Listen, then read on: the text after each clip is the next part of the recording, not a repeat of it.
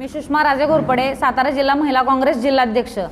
आज सातारा काँग्रेस कमिटीमध्ये काँग्रेसच्या वतीनं जनता दरबाराचं आयोजन केलेलं आहे। हे आयोजन करण्यापाठीमागचं पार्श्वभूमी म्हणजे हे सरकार कुचकामी आहे। हे लोकांच्या समस्येवरती काम करत नाहीत। लोकांनी यांना निवडून दिले, पण ते फक्त त्यांच्या चेलाचापाट्यांना आणि त्यांचं जीवनमान उंचवण्यासाठी। आपण गेली जर 2014 पासून पाहिलं तर ह्या सरकारमध्ये बसलेल्या एकाही नेत्याचं लोकांच्या प्रश्नाकडे दुर्लक्ष आहे। लोकांच्या समस्या काय आहेत, महागाई असेल, दरवाढ असेल किंवा प्रशासनातल्या अडीअडचणी असतील, शैक्षणिक असेल, क्रीडा असेल, ह्या कोणत्याही गोष्टीकडे सरकार गांभीर्याने घेत नाही।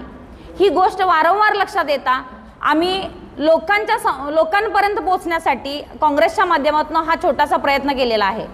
आज या ठिकाणी सातारा जिल्हा काँग्रेस कमिटीमध्ये जनता दरबार आयोजित करत असताना आमचे काँग्रेसचे सर्व सहकारी, सर्व पदाधिकारी, मग आमचे ॲडव्होकेट दशरथ निकम साहेब असतील, ॲडव्होकेट नाजनीन मॅडम असतील, सादिक भाई शेख असतील, शेतकरी सेलचे इनामदार साहेब असतील, प्राची ताकतोडे, शोभा गोळे, अनिता जाधव, मालन परळकर, जास्मिन शेख, अरुणाताई नाझरे, ज्या काँग्रेसच्या अतिशय 3 पिढ्यांपासून काम करणारी लोक आहेत, ती लोकांच्यासाठी काहीतरी करायचं आहे, लोकांच्या जीवनात आनंद यावा आणि त्यांचं जीवनमान सुरक्षित व्हावं यासाठी हा जनता दरबारचे आयोजन आम्ही या ठिकाणी केलेलं आहे।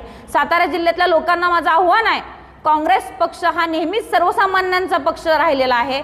कोणतीही जाती धर्माचा भेदभाव न करता सर्व धर्म समभाव हे आमची विचारधारा आहे। आमचे नेते सन्माननीय राहुल गांधी, पृथ्वीराज बाबा असतील, रणजित भैया देशमुख असतील, हे सुद्धा लोकांच्यासाठी अतिशय प्रामाणिकपणे काम करतात। केंद्रात असतील, राज्यात असेल आणि जिल्ह्यात सुद्धा असेल, तर त्यांचीच एक आम्ही छोटे सैनिक आहोत आणि त्यांच्या मार्गदर्शनाखाली आम्ही लोकांसाठी हा जनता दरबार आयोजित केलेला आहे।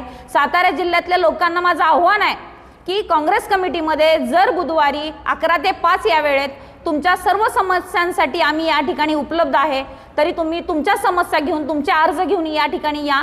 ज्या गोष्टी आम्हाला शक्य आहेत त्या गोष्टी करून आम्ही तुम्हाला मदत करण्याचा मानस या ठिकाणी ठेवलेला आहे। धन्यवाद।